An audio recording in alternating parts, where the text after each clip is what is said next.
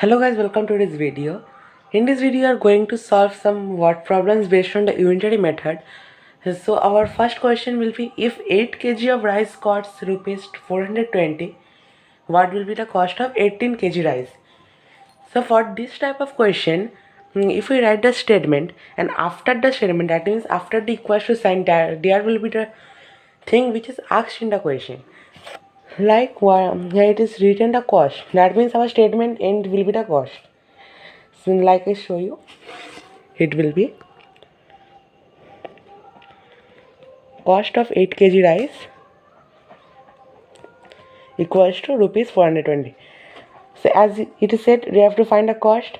So cost will be at the end of the sentence, that means after the equals to. So this is the basic thing of the unitary method. So now I write therefore cost of 1 kg rice. So you have to find 1 kg rice cost. So the 1 kg rice will become 420 divided by 8. The number which is here will go to the division, as 1 kg rice definitely will cost less. So keep it like this only now. It will be easier for us to calculate.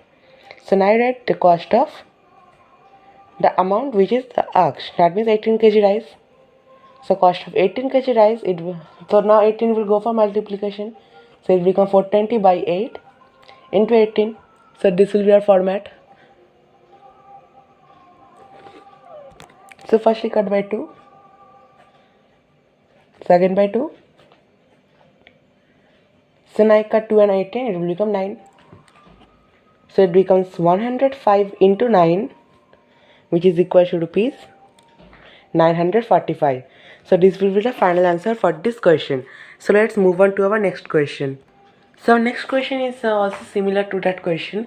It is, if the cost of 13 meter of cloth is rupees 1625, what will be the cost of 5 meter of cloth? So like that, it is given cost, so you have to keep cost at the end of the statement. So right, cost of 13 meter cloth equals to the cost now, that is rupees 1625. So now as the previous one, we have to find the cost of 1 meter of cloth. So 1625 it becomes by 13. So you keep it like this only now. Now you write cost of what you have to find, that is 5 meter of cloth. So now 5 will go for multiplication, 1625 by 13 into 5. So first we cut 13 and 1625, it will become 125. So it becomes 125 into 5, so which becomes rupees 625. So this will be the final answer for this question.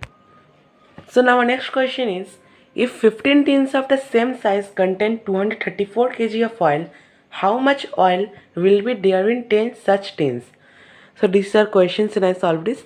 First you write capacity of 15 tins. That means amount of oil that can be stored in 15 tins. So we need to write the statement as simplest as possible. So now as it is finding how much oil, that means the amount of oil we write 234 kg of oil. Now it is asked how much oil, that means the amount of, so we write at the end of the statement. So now I write capacity of 1 tin. So 1 tin it will become 234 by 15.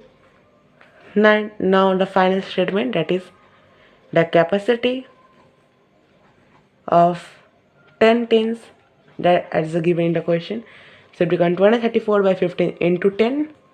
So first you cut by 5, 15 and 10, it becomes 2 and 3. So now I cut 3 and 234, it will become 78. So it becomes 78 into 2, which is equal to 156 kg. So this will be the final answer for this question. So guys, thanks for watching this video and please subscribe my channel for more solution.